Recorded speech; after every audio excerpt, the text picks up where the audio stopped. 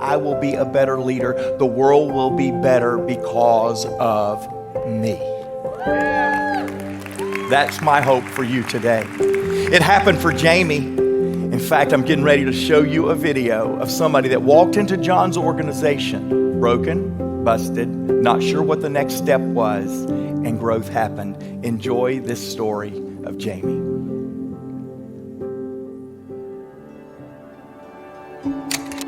When I think about growing up as a child, I was always fighting to get what I wanted, no matter what.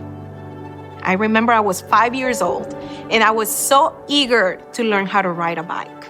I took that bike since early in the morning, and I kept on trying and telling myself, I gotta learn how to ride this thing. I didn't care about the scratches and the bruises. Growing up, my parents, they always worked a lot. My father was always working. Probably that's why I was exposed to different situations, like not being valued or loneliness.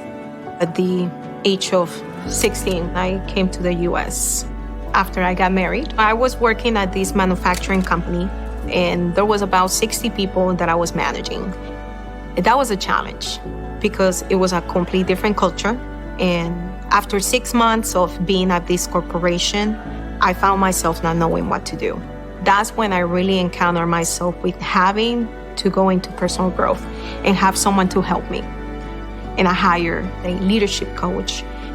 I was able to apply what I learned from her in those sessions, and I saw the results.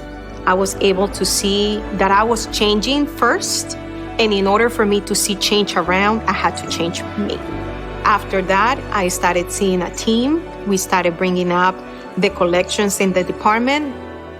Then, one day they called me into the human resources office, and they said, Jeimy, we're letting you go. I asked why. I was just told that because we lived in Georgia, and Georgia it's legal to let people go for no reason. I left that day with a broken heart and very confused, not knowing what to do with my life. That very next day, I asked my pastor, I think I want to become a coach just for the experience that I had before with the coach I hired. My pastor said, have you heard about John Maxwell? I said, I have, but not enough.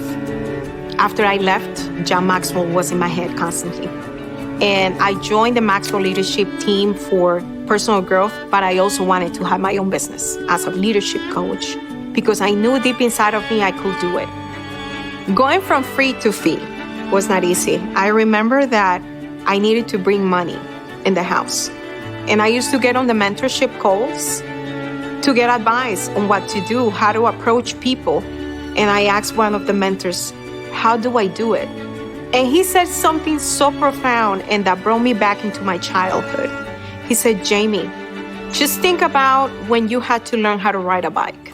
You got on it and you probably fell multiple times and you had bruises, but you eventually learned how to ride that bike. That moment I started crying in that phone call because I knew it was hard, it was painful, a lot of bruises emotionally, but it was worth it. A year after I was let go, I got a phone call from the human resources person, and she said, Jeimy, I was let go from the company too. I don't know what to do. All I know is I want to start my own business. I know you're doing coaching, and I know you always believe in my dream. I want you to be my coach. She was my very first client, and I coached her for almost 2 years. Today, I can say that my business is almost 5 years. Recently, I got an award as an Ambassador of the Year in the state of Georgia. I was the first Latino in the Chamber of Commerce in my city to teach a workshop. I have a purpose. I have a passion. This 5-year-old little girl never thought that she was going to be able to achieve those things. Back then, she was fighting and learning how to ride a bike. And today, I am learning how to ride my life.